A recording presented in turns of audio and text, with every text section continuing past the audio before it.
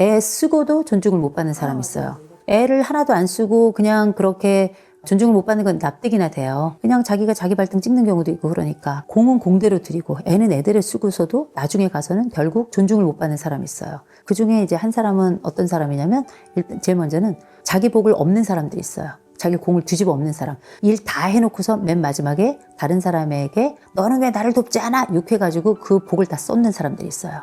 이런 사람들은 서류 작업 다 해놓고 밤새도록 일 다 해놓고 난 다음에 다른 사람이 나를 도와주지 않았다는 걸로 욕 한마디 해가지고 다른 사람들이 그럴 것 같으면 일을 하지 말든가 이런 얘기를 듣는 사람이죠. 이런 사람들 생각보다 되게 많아요. 마지막까지 조금 온 일을 다 했으면 마지막까지 조금 견뎠으면 그 옆에 누군가 알아주는 사람이 우리 김대리가 밤새도록 일을 해서 우리 회사에 이 김대리 없으면 어떻게 돌아가냐? 이 공은 다 김대리 덕이야. 이렇게 해주는 사람이 분명히 나오거든요. 근데 고세를 못 참아가지고 입이 방정이라 이렇게 자기 복을 폭 뒤집어 엎는 사람들이 있어요. 이런 경우는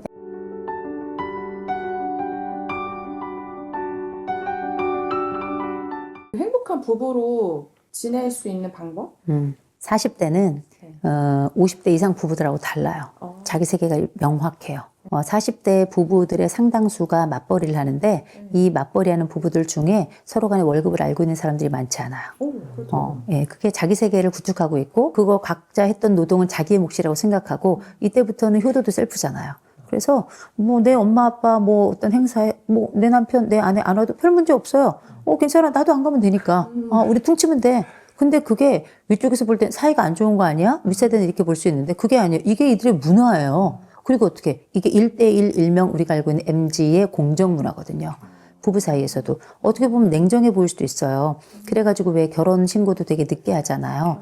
살아보고서 내가 후회하지 않도록 너랑 한 3년 살아보고 그때까지 괜찮으면 그때 혼인신고 하리라. 심지어 아이 낳고도 혼인신고 나중에 하는 사람들도 있어요. 그 얘기가 내인지 어떻게 하냐고. 완전히 깜짝 놀랄 일인데 근데 그거를 뭐 무조건 냉정하다고 얘기할 수는 없을 것 같아요. 왜냐하면 실패하고 싶지 않은 세대라서 그래요.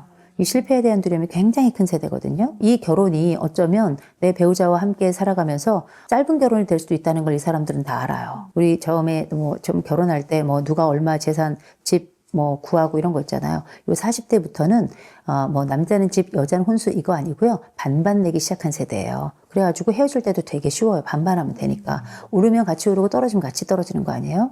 그래서 이 세대가 가지고 있는 이 부부간의 독특성도 우리가 윗세대하고는 많이 구분을 해야 된다라는 게 제 생각이에요. 그럼 부부가 어떻게 하면 잘 지낼 것인가? 일단은 사생활 되게 많이 존중해 줘야 돼요. 제가 진짜 놀랬던 것 중에 하나, 40대 부부들은 이벤트 많이 해야 돼요. 우리가 최수종 이후로 모든 남편은 다 이벤트를 해야 되잖아요. 최수종 씨는 이제 나이가 들었어요. 근데 그때 이후로 이벤트가 훨씬 더 구체적이고 다양해졌고 그리고 횟수도 잦아졌어요. 우리가 연인들이 살아갈 때 해봐야 뭐 발렌타인데이, 화이트데이 뭐 이런 거였는데 365일이 데이예요. 데이 바이 데이. 응? 맨날 데이야. 그런데 그거 안 채워주잖아요. 그거 신경 안 쓰잖아요. 이게 이혼 사유까지 가요. 아시다시피 요새는 뭐 연애를 해도 100일 기념, 200일 기념, 1000일 기념. 뭔 놈의 기념이 그렇게 많아. 그렇죠? 근데 결혼에서도 마찬가지예요. 결혼에서도 뭐 결혼기념일은 당연히 챙기는 거고 뭔 놈의 기념이 많더라고요. 그리고 옛날에 연애할 때 했던 기념일도 다 챙겨야 돼요. 그게 다 이벤트잖아요. 제가 상담할 때도 이벤트를 안 해줘서 이혼하겠다고 온 부부들도 생각보다 굉장히 많아요. 내 생일 안 챙겨줬어. 우리 엄마 생일 안 챙겨줬어. 이런 거. 나는 너 엄마 생일 챙겨줬는데 너는 왜 내 엄마 생일 안 챙겨주니? 나는 내가 니네 엄마 이벤트 할 때 이렇게 해줘까지 했는데 너는 왜 내 엄마 이벤트 할 때 이렇게밖에 안 하니? 공정의 대결이 사실은 이런 뭐 어떤 사랑에 대한 대결로 해서 서로 간의 이벤트를 챙기는 게 굉장히 중요해요. 적금은 못해도 이벤트는 해야 되는 거니까. 그죠? 그 바닥에 장미 죽고 쫙 깔고서 그놈의 초는 왜 이렇게 켜? 서로 간에 뭐 이것도 하고 저것도 하고 와인도 마시고. 그래서 우리가 알고 있는 드라마 속에 있는 걸 다 하는데 옛날에 도시 아이들이란 그 가수 둘이 오호 그대와 나는 소설 속의 여인이 아니요 현실의 연인이요 이런 노래를 불렀어요. 이들은 소설처럼 살더라고요. 그래가지고 이벤트도 원하고 SNS 이럴 때도 뭐 짜잔하고 자기에게 어떤 선물이 왔다 어떤 이벤트가 있었다는 걸 보여줄 만한 거리를 줘야 되더라고요. 그래서 내 배우자가 나를 빛나게 해주는 사람이어야 돼요. 그 개념이 굉장히 중요하더라고요. 사실 윗세대가 볼 때는 저게 왜 인생의 낭비냐 할 텐데 저는 그게 나쁘게 보지 않습니다. 왜냐하면 사랑은 낭비거든요. 사랑은 원래 사치예요. 그래서 내가 너를 사랑한다는 걸 끊임없이 확인받고 싶고 끊임없이 확인해주고 싶은 거거든요. 이들은 식지 않는 사랑을 하고 있는 중이다. 저는 이런 말씀을 드리고 싶고 그런 차원에서 40대 부부들은 이벤트 열심히 해라. 그래서 이벤트 때문에 적금 든다는 분들도 계시더라고요. 어때요? 우리가 행복하기 위해서 남들은 이혼할 때 소송 비용도 쓰는데 이벤트를 위해서 적금 드는 게 뭐가 이상해요? 전 이상하지 않다고 생각합니다. 다만 우리가 공동의 어떤 목표가 있을 때도 보면 부부가 가장 잘 사는 부부들의 아주 중요한 속성 중에 하나가 뭐가 있냐면 속도예요. 어떤 부탁을 했어. 아내가 자기야 나 여기 있는 음식물 쓰레기 좀 버려줘. 그랬더니 남편이 알았어. 안 버려. 그러면 아내는 빨리빨리 버려야 돼. 남편은 어떻게 내일 버려도 돼. 이게 바로 부부가 가지고 있는 속도예요. 인생의 속도가 빠른 사람이 있고 인생의 속도가 느린 사람이 있어요. 인생의 속도가 빠른 사람과 느린 사람 중에 누가 더 빨리 죽냐? 빠른 사람이 더 빨리 죽어요. 속이 터져가지고. 근데 이런 얘기를 제가 말씀드리는 건 뭐냐면 이 40대 부부들은 아직 부부 간에 보면 결혼이 워낙에 늦어져서 만혼이라서 실질적으로 부부가 이런 서로의 속도를 잘 감지 못하는 경우들이 되게 많더라고요. 근데 싸움의 끝에 이혼하기 전에 발견하는 게 부부의 속도예요. 50대, 60대, 70대 부부가 되면 서로 등을 긁어줄 수 있는 이유는 그때 가도 여전히 싸우는 게 속도긴 하지만 그래도 속도를 알아요. 그래서 맞춰주려고 해요. 근데 40대까지는 아직 젊어서 서로 간에 이 속도가 중요하다는 걸 잘 모르더라고요. 내 배우자의 속도를 알아채는 게 되게 중요해요. 내 배우자가 성질이 조금 급하잖아요? 그럼 내가 생각하는 것보다 조금 빨리 움직여줘야 돼요. 그리고 얘기해야 돼. 여보, 내가 원래 되게 느린데 내가 자기의 속도를 내가 조금 알아서 최대한 빨리 움직이고 있는 거야. 이걸 알려줘야 되는 게 다음번에 더 빨리 움직이라 그러거든요.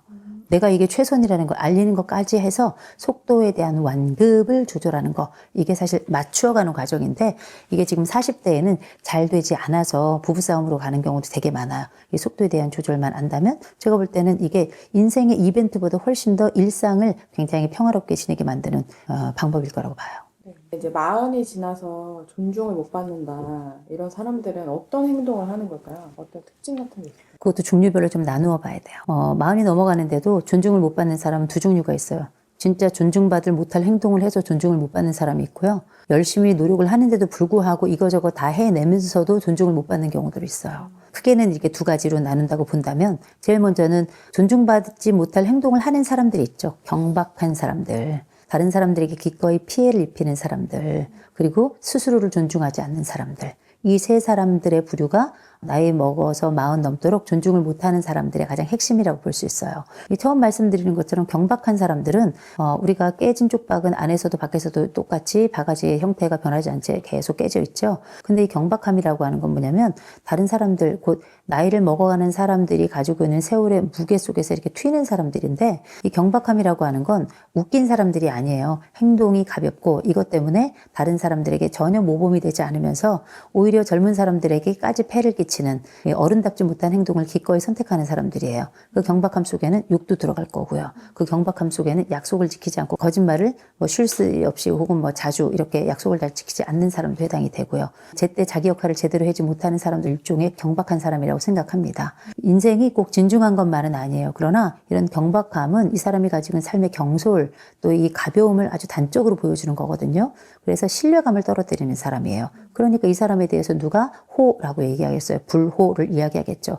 이런 사람들은 조직에서도 잘 적응을 못하는 경우가 많습니다. 두 번째 이제 말씀드렸던 게 사람이 살아가면서 가지고 있는 가치가 여러 가지가 있어요. 가치가 있는데 그 가운데서도 어떤 사람은 그 사람이 가지고 있는 무게를 여러 열매로 보여주는 사람도 있고 어떤 사람은 그냥 무게감이 있는데 그냥 늘 조용히 있는 사람이니까 자기 말을 어느 곳에 가서든지 간에 힘없게 만드는 사람들도 있어요. 힘없게 만드는 사람들 중에 하나는 뭐냐면 타인에 대해서 기꺼이 공격하는 사람들이에요.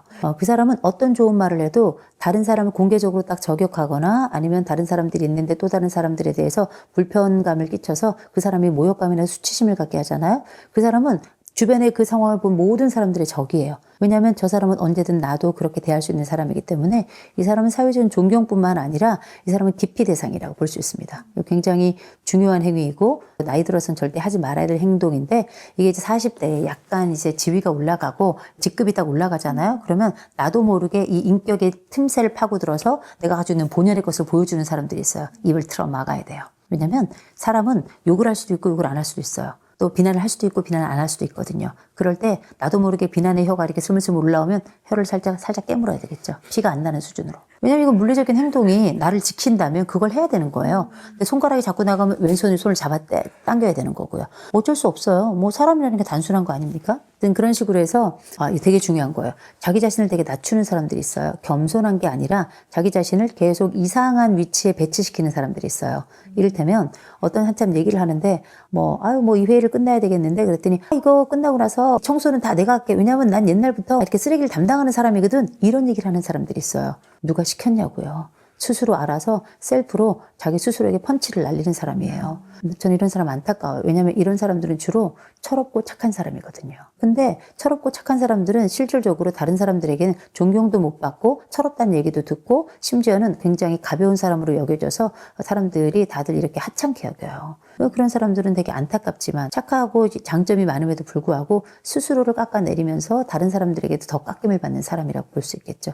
사람은 자기를 존중해야 다른 사람도 나를 존중해요. 헬리나 우엔이 이런 얘기를 했어요. 내 집의 주인은 나래요. 내가 형편없고 바보 같아도 내 집의 주인이 나니까 내가 나를 환대해야 된대요. 나를 예쁘게 보고 나를 사랑해주고 나를 귀하게 여겨줘야 다른 사람도 나를 그렇게 대한다는 거죠. 옷을 멋지게 입은 사람에게는 다른 사람 함부로 하지 못해요. 말을 곱게 하는 사람에게는 다른 사람도 말을 곱게 해요. 근데 기꺼이 자기를 위해서 아끼고 그런 자기 관리를 하는 사람은 다른 사람도 함부로 못 하거든요. 자기를 아끼는 말을 하는 사람은 다른 사람도 그 사람을 아끼는 말을 하게 돼 있어요. 자기 말의 기준이 다른 사람들이 나를 평가할 때 기준이 된다는 것도 꼭 기억해야 될 겁니다. 자기 스스로의 이런 행동과 태도와 말 때문에 다른 사람들이 굉장히 가볍게 보고 쉽게 보는 사람이 있는 반면에 또 다른 부류 중에는 애 쓰고도 존중을 못 받는 사람이 있어요. 애를 하나도 안 쓰고 그냥 그렇게 존중을 못 받는 건 납득이나 돼요. 그냥 자기가 자기 발등 찍는 경우도 있고 그러니까 공은 공대로 드리고 애는 애대로 쓰고서도 나중에 가서는 결국 존중을 못 받는 사람이 있어요. 그 중에 이제 한 사람은 어떤 사람이냐면 일단 제일 먼저는 자기 복을 없는 사람들이 있어요. 자기 공을 뒤집어 엎는 사람. 일 다 해놓고서 맨 마지막에 다른 사람에게 너는 왜 나를 돕지 않아? 욕해가지고 그 복을 다 쏟는 사람들이 있어요. 이런 사람들은 서류 작업 다 해놓고 밤새도록 일 다 해놓고 난 다음에 다른 사람이 나를 도와주지 않았다는 걸로 욕 한 마디 해가지고 다른 사람들이 그럴 것 같으면 일을 하지 말든가. 이런 얘기를 듣는 사람이죠.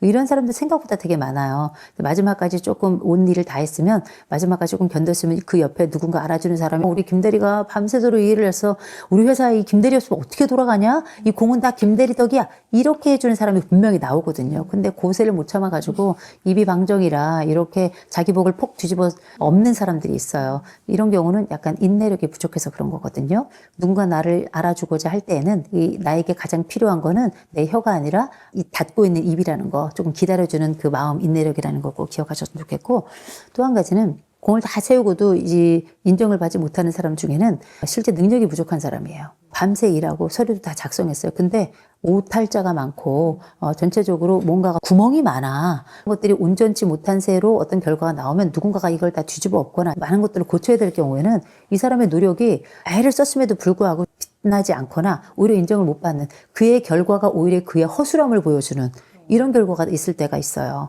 이런 경우도 사실 별거 아니죠. 이런 때도 역시 이 사람은 애를 많이 썼지만 인정을 받지 못하는 사람이라고 볼 수 있겠죠. 집안에서도 마찬가지예요. 뭔가를 막 한다고 설레발을 쳤는데 알고 보니까 다 허당이야.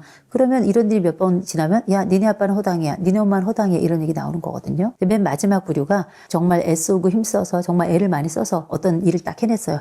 그 다음에 뭐 하냐면 자랑 엄청나게 자기 스스로 셀프로 내가 했어. 이런 거 나만큼 할 사람이 있는 거야? 그러면 우리가 알아. 잘했어. 훌륭하게 했어. 실제 엑셀런트한 결과가 나온 경우가 있으니까 본인의 입으로 너무 그것도 한 번 하면 괜찮은데 다음 생애까지 그거 한 가지 프로젝트 성공 결과 가지고 다음 생애까지 써먹는 사람들이 있거든요. 그러면 이제 꼴사납죠. 아이 그래 네가 승자다. 네가 위너다. 잘 먹고 잘 살아라. 이렇게 얘기하는 경우가 나오는 거야. 그러면 능력이 있다고 생각하지만 그 사람하고 일하고 싶지 않은 거예요. 왜냐면 내가 같이 일을 한다 그래도 결국은 자기 공로로 다 돌릴 테니까. 이런 사람들은 사실 수고는 수고대로 하지만 실제 가족 내에서나 회사에서나 인정을 못 받는 사람이죠. 그래서 왜 엄마 아버지들 보면 니들이 다 어떻게 해서 먹고 사는 줄 알아? 다 내가 벌고 말이야. 그래서 하는 거야. 그럼 애들이 처음에는 뭐 이렇게 하다가 나중에 예. 아니면 어떻게 아주 잘나셨어요. 엄마도 같이 했거든. 우리도 없었으면 아빠가 무슨 그렇게 일을 했겠어? 엄마가 그래 이렇게 했었어? 제대로 하지도 못하는 것이 뭐 이런 식으로 얘기를 한단 말이에요. 우리가 굳이 뭐 존경까지 받기를 기대하진 않아요. 존중만 해줘도 땡큐인데 그럼에도 불구하고 이렇게 존중을 받기 어려운 환경에 자신을 노출하는 사람들도 있고 존경받을 모든 공로를 쓰고서도 그렇게 존중을 받지 못하는 사람들도 있는데 그럼에도 불구하고 존중받는 사람들이 가지고 있는 특징도 있겠죠. 존중받는 사람들의 가장 큰 특징은 뭐냐면 일단은 인격이 좋아요. 이 사람은 참 어떤 측면에서든 한 가지 주특기가 있는 사람인 경우예요. 하나, 인격이 좋은 경우예요. 이 사람이 참 사람 좋아. 근데 또 너무 무능하면 사람이 좋아도 소용이 없어요. 그래도 어떻게, 이 사람 참 사람은 좋은 사람인데 하고 안타까워 하잖아요. 두 번째는 능력이 뛰어나도 그것도 괜찮아요. 특별히, M세대부터, 특별히 40세대부터는 어떤 세대냐면 능력주의가 굉장히 중요해요. 그래서 어떻게, 능력 없는 사람은, 야, 직장 그만둬야 되는 거 아니야? 임금 피크? 야, 말도 안 되는 소리 하지 마. 이런 얘기가 나온 세대가 그 40부터 시작되는 거거든요. 우리가 알고 있는 이 세대가 가지고 있는 이 능력주의라고 하는 건 보통 문제가 아니에요. 능력이 있으면, 예를 들어서 우리 반에 수학을 잘하는 남자애가 있잖아요. 그 반 애들이 다 형이라고 불러요, 걔를. 왜냐? 능력 있으면 얘는 그냥 인정하는 거예요. 그래서 40세대들부터 뭘 이야기하냐면 실제 이 사람이 성별이 이상해도 때로는 다소 폭력적인 부분이 있어도 그냥 이 사람이 능력이 있잖아요. 그냥 인정해버려요. 인정해버려요. 그래서 재벌에 대해서 40대부터는 재벌에 대해서 부정적이질 않아요. 50대 이상부터는 재벌하면 옥스퍼드 사전에 뭐 친족들 간에 거래해가지고 뭐 이렇게 쭉 나오는데 그거 찾아보지도 않아. 능력이 있으니까 어쨌든 거기까지 간 거 아니야? 이게 능력주의가 가지고 온 가장 핵심적인 단어라고 보시면 될 것 같아요. 40들이 생각하고 있는 능력 있는 사람들의 핵심은 주특기로 하나 정도는 아주 명확하게 가지고 있는 사람. 이 사람은 인간성이야. 아, 이 사람은 아주 유능해. 아, 이 사람은 관계를 잘 맺어. 이 사람은 아주 재밌어. 한 가지 주특기만 가지고 있어도 이 세대는 다른 사람들을 인정합니다. 나라는 사람은 어떤 특기를 가지고 있나 생각해보면 가진 게 없는 경우들이 태반이에요. 빈손이라고 생각하는데 그렇지 않아요. 왜냐하면 우리가 지금 40대까지 왔다는 건 뭔가를 했기 때문에 온 거예요. 아무것도 안 한 자는 여기까지 올 수 없는 겁니다. 그럼 나는 뭘 했나 생각해보면 나름 성실했어요. 나름 또 함께 어울리려고 애를 썼고요. 내가 지금 직장에서나 집에서나 내 역할을 어느 정도는 감당해 왔고 그게 잘했다 못했다 하지만 어쨌든 내가 함께하는 이 지역사회, 이 가정, 이 직장에서 어쨌든 내 역할을 꾸준히 하고 있는 거 아니에요? 내가 가지고 있는, 내가 발견하지 주특기가 없을 뿐이지 실제 우리가 잘 발굴해보고 잘 뒤져본다면 어쩌면 융합된 주특기가 있을 수 있다. 그 적절한 성실성과 적절한 순발력과 적절한 인간관계 능력과 적절하게 자기를 돌본 능력 이런 것들이 골고루 있었기 때문에 우리가 여기까지 온 거거든요. 남들과 같은 탁월성이 없어도 괜찮다. 내 스스로를 요 정도 유지하면서 다른 사람들과 적당히 관계 유지하고 내 가족과의 관계 아주 나쁘지만 않고 때로는 위기가 생겼을 때 극복해 본 경험이 있고 지금도 그 극복을 꿈꾸고 있다면 나는 괜찮은 사람이고 앞으로도 다른 사람들과 괜찮은 40대를 살아갈 가능성이 굉장히 높다라고 말씀드리고 싶어요.